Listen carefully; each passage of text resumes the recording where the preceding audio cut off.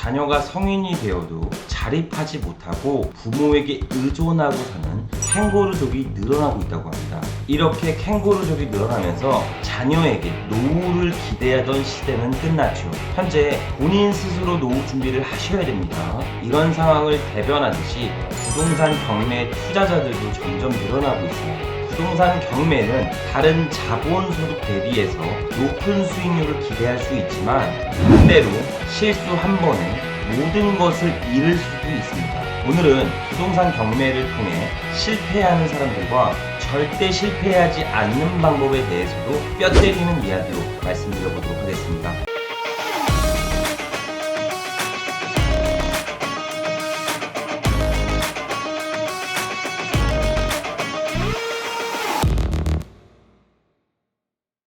자, 반갑습니다. 대장 김성준입니다. 법원에서 낙찰됐던 케이스들을 보면 가끔 안타까운 마음이 드는 물건들도 많이 있어요. 부동산 경매 투자를 조금 더 공부했으면 저런 실수는 안 했을 텐데, 한 번의 실수가 돌이킬 수 없는 실수를 만들 텐데, 이런저런 생각이 많이 들기도 합니다. 그래서 오늘은 부동산 경매 투자를 통해 낙찰받으면 무조건 망하는 베스트 3가지를 핵심적으로 팩트적으로 말씀을 좀 드려보도록 하겠습니다. 오늘 말씀드린 사항들만 주의한다면 부동산 경매 투자를 실패하지 않을 수 있으니 꼭 주의하면서 유심하게 보시길 바랍니다. 자, 첫 번째로는 부동산의 호가와 실거래가에 눈이 멀어서는 안 됩니다. 초보 경매 투자자분들이 실수하는 가장 큰 요인은 실거래가와 호가만 보고 높은 입찰가로 낙찰받는 케이스입니다. 부동산 경매는 일반 매수와 다르게 각종 부대 비용과 법적으로 부동산을 인도받는 데까지 다소의 시간이 소요됩니다. 그러기에 일반 매수와 다르게 더욱 급매로 취득을 해야 경매 투자로 인해 수익을 기대할 수 있습니다. 최근에 문의 주신 분 중에서 소형 아파트를 낙찰받으신 분이 있습니다.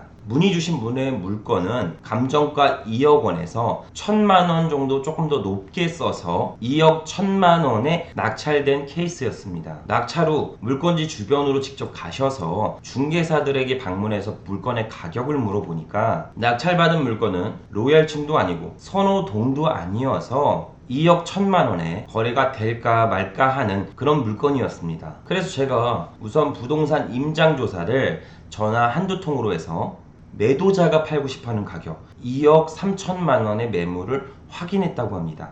낙찰 후 다시 부동산에서 그 매물을 물어보니까 해당 매물은 로얄층의 로얄동에 풀 인테리어가 되어 있어 집주인이 그냥 팔 의지는 없고 그냥 호가로 내놓았던 그런 매물이었습니다. 거기에다가 추가적으로 본인도 한 1억 8천 정도 입찰가를 쓰려고 했는데 경매 법정에 많은 사람들이 다 내 물건에 들어오는 것 같아서 욕심이 나서 법원에서 입찰가를 좀 더 올려 2억 1,000만 원에 입찰가를 쓰게 됐다고 합니다. 자, 결과는 10대 1의 경쟁률을 뚫고 당당하게 낙찰은 됐지만 낙찰 후 실제 거래되는 가격을 보고 높은 가격에 낙찰이 된 걸 뒤늦게 후회하고 있는 그런 상태였습니다. 이분의 실패 요인은 인터넷 정보상에서 올라와 있는 호가만 보고 매물의 가격을 측정했고 경매 법정에서 과열되는 열기 때문에 합리적으로 입찰가를 작성하는 컨트롤이 되지 않아 실패한 케이스로 보여졌습니다. 결국 이도저도 안 되는 낙찰받고 수익이 연결되지 않으니까 입찰 보증금을 포기할까 말까 고민하는 그런 케이스로 변질됐습니다. 무조건 이기는 부동산 경매 투자를 하기 위해서는 처음부터 이기는 금액으로 부동산을 매입하셔야 돼요. 그래서 부동산 입찰 전 실거래가를 면밀하게 검토해야 되고 호가, 전화 임장, 해당 매입하려는 지역의 수요량과 공급량을 파악해야 되고 정확한 임장 조사, 즉 발품을 많이 팔아서 내 층이 로얄층인지 로얄동인지 주변의 수요량은 충분히 받쳐주는지 이런 부분들을 면밀히 검토한 다음에 무조건 이기는 부동산 경매 투자를 하셔야 됩니다. 자, 두 번째로는 말소 기준 권리 위에 설정된 권리가 있는지 면밀하게 파악을 하셔야 돼요. 유료 경매 정보지만 절대적으로 신뢰하지 마시고 내가 등기부를 뜯어서 을구와 갑구를 나누어서 말소 기준 권리를 찾아야 됩니다. 말소 기준 권리란 근저당, 저당, 압류, 가압류, 경매 개시 결정 등기, 선순위 전세권, 담보가 등기가 될 수 있겠죠. 참고로 전세권 같은 경우는 배당 요구를 했는지 안 했는지에 따라서 말소 기준 권리가 성립하는지 안 하는지를 결정할 수 있습니다. 해당 내용은 추후에 좀 더 보강 설명으로 말씀을 드릴게요. 말소기준 권리보다 먼저 설정된 권리가 있다면 무조건 유심히 체크해 보셔야 됩니다. 지상권,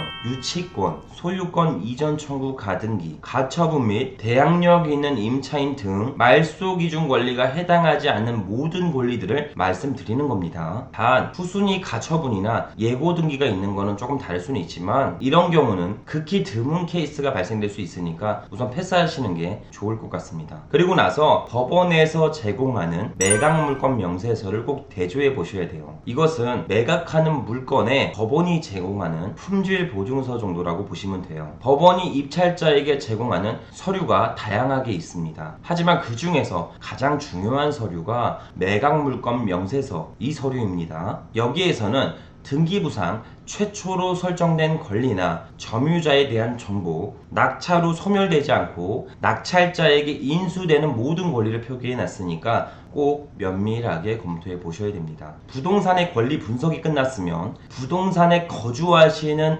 임차인 분들도 혹은 점유자인 분들도 권리 분석을 꼭 하셔야 됩니다. 경매물건의 점유자는 딱 세 가지로 분류가 됩니다. 채무자 거주, 선순위 임차인, 후순위 임차인입니다. 이 중 우리가 주의해야 되는 것들은 선순위 임차인밖에 없어요. 낙찰 후 임차인분들과 소송을 야기할 수 있는 것들이 이 선순위 임차인밖에 없습니다. 그만큼 변수도 많고 그 변수 때문에 낙찰자가 피해를 보는 사례들도 종종 발생이 됩니다. 임차인의 선순위 및 후순위의 기준은 전입일로 무조건 결정됩니다. 말소 기준 권리보다 전입일이 빠르다면 선순위 임차인, 느리다면 후순위 임차인입니다. 선순위 임차인의 경우 보증금액, 낙찰금액, 임대차 기간의 연장 등으로 투자 손실을 볼 수가 있습니다. 반면 후순위 임차인이라면 전혀 문제가 되지 않고 명도 협의가 어렵다면 인도 명령 신청을 통해 강제 집행을 속행하여 점유를 이전시킬 수 있습니다. 자, 마지막 세 번째로는 권리상의 문제는 전혀 없는데 많은 유찰을 기록한 물건은 통상적으로 지분 물건에 속합니다. 어떤 분이 또 문의를 주셨는데요. 거주하는 지역 주변의 물건을 보다 보니까 내가 제일 잘하는 아파트가 나왔다고 합니다. 본인이 여기 시세는 정말 잘 알고 있는데 아무리 싸게 금매로 던져도 3억이다. 그런데 법원에서 감정가를 잘못 측정해서 현재 1억 5천의 감정가로 물건이 나와 있다. 이건 로또 같다. 땡 잡았다. 바로 입찰 준비하면 되겠냐. 이렇게 문의 주신 분이 계셨어요. 그래서 제가 물건 번호를 받아서 물건을 조회해 보니까 아니나 다르게 2명의 공동 명의의 아파트였고 그 중에 1명에 대한 지분만 경매 물건으로 나와 있는 상태였습니다. 이렇게 되면 당연히 시세 대비 50%의 가격으로 감정가가 형성되어 물건이 나오게 됩니다. 즉 해당 아파트를 온전하게 소유하는 것이 아니라 50%, 즉 반쪽짜리 물건을 소유하게 되는 거죠. 지분 물건의 경우 실거주나 온전한 재산권을 행사하기 위해서는 나머지 50%에 대한 추가 지분도 인수 조건이 발생될 수 있습니다. 그것이 아니라면 해당 소수의 지분만큼 매각 또는 공유물 분할 청구 소송을 통해 전체 부동산을 경매로 매각 후 매각 대금에서 지분 비율대로 배당을 받아 수익을 만드는 투자 방법을 생각하셔야 됩니다. 자, 오늘은 말도 안 되는 감정평가 금액 및 최저 매각 가격에 현혹되어 초보자들이 입찰 보증금을 몰수당하는 함정 물건 중에 대표적인 3가지 케이스를 말씀드렸습니다. 자, 오늘은 영상 촬영 중에 제가 아침에 찍는데 이렇게 빛이 계속 들어와서 자리를 계속 이동했거든요. 그 점 좀 보시는데 양해 좀 부탁드리도록 하겠습니다. 법원 경매에 있어 이유 없는 유찰은 존재하지 않습니다. 많은 유찰을 기록한 물건일수록 더욱 유심하게 물건을 보셔야 돼요. 2회 이상 물건이 유찰됐다면 대항력 있는 임차인, 인수권리, 지분물권, 지상권 등을 유심하게 보셔야 되고 내가 해당 정보를 정확하게 파악한 다음에 향후 다음 플랜까지 그려지지가 않는다면 우선 이런 물건들은 패스하시는 게 좋습니다. 경매 투자는 돈을 버는 것도 중요하지만 내 돈을 잃지 않는 것도 가장 중요합니다. 낙찰을 위해서만 경매 투자를 하지 마시고 수익을 위해서 경매 투자를 하셨으면 좋겠습니다. 자, 오늘도 긴 영상 시청해주셔서 감사드리며 앞으로 보다 양질의 영상으로 보답드리도록 하겠습니다. 항상 건강하시고 행복하셨으면 좋겠습니다. 감사합니다.